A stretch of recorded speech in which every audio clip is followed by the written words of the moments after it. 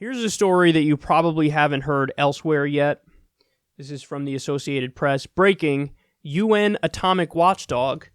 Iran staying within nuclear deal limitations, providing access to all sites. The UN atomic watchdog says Iran continues to stay within the limitations set by the nuclear deal reached in 2015 with major powers aimed at keeping Tehran from building nuclear weapons in exchange for incentives. In a confidential quarterly report distributed to member states Monday and seen by the Associated Press, the International Atomic Energy Agency said Iran has stayed with key limitations set in the so-called Joint Comprehensive Plan of Action, or JCPOA.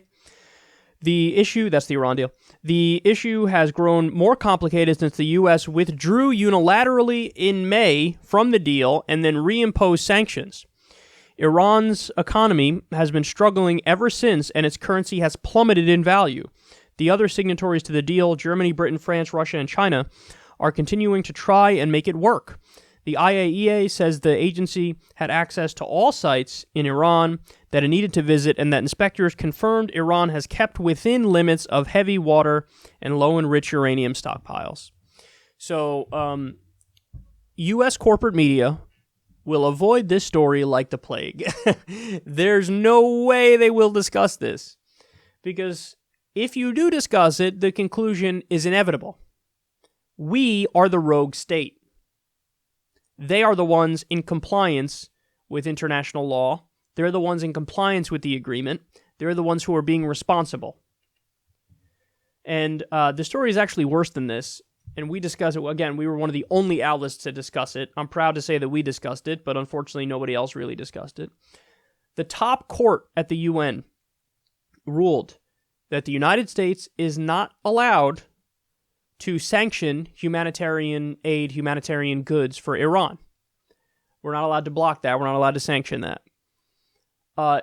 In direct response to that ruling from the top UN court, I think it's called the International Court of Justice, in direct response to that ruling, we pulled out of the court and said, we're going to sanction it anyway.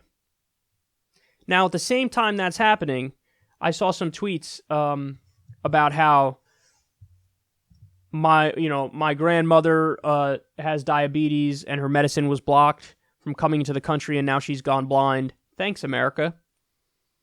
And then Trump tweeted out that stupid-ass thing where he was copying Game of Thrones, and it said sanctions are coming, and it had a picture of him like he's in Game of Thrones. At the same time, Trump's tweeting that out about Iran. People in Iran, like that grandma went sick because she couldn't get her medicine because the U.S. was blocking the humanitarian goods from going into Iran. In direct contravention, is that the word? Contravention of international law.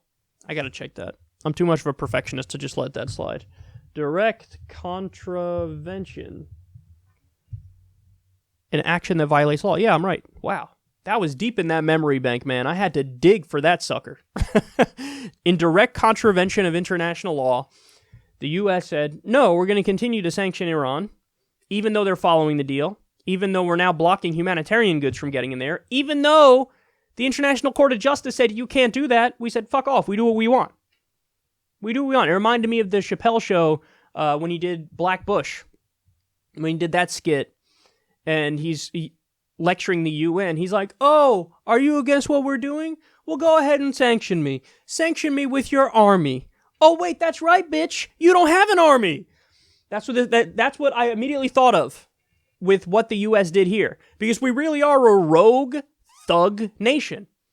And we are purposefully imploding the Iranian economy so that we can do a slow-moving regime change, and then we have the plausible deniability to turn around and go, us? What? No, we didn't want Iranian regime change. We just tried to slowly collapse and implode the regime and didn't care about the civilian death toll in order to get our own puppet regime in there in the same way, like when we overthrew their government in 1953, except that was more direct and this is more slow-moving. What? Did we overthrow your government and install a dictator named the Shah because Mohammad Mossadegh, the democratically elected leader, wanted to give oil back to the Iranian people instead of letting the UK and the US take it? Sorry. Oops, we messed up again. Rogue criminal government. That's how the US is acting right this very second. Pompeo's hand is directly in this. John Bolton's hand is directly in this. Trump is listening to the neocons, 100%. And by the way, this shows you there's no guiding philosophy of the Trump administration. Why? Because on the North Korean front, he's taken a hands-off approach. He's let the South Korean president lead in a peace deal with North Korea. It's actually working. And so Trump gets to go, oh, see, peace. I'm creating peace in North Korea.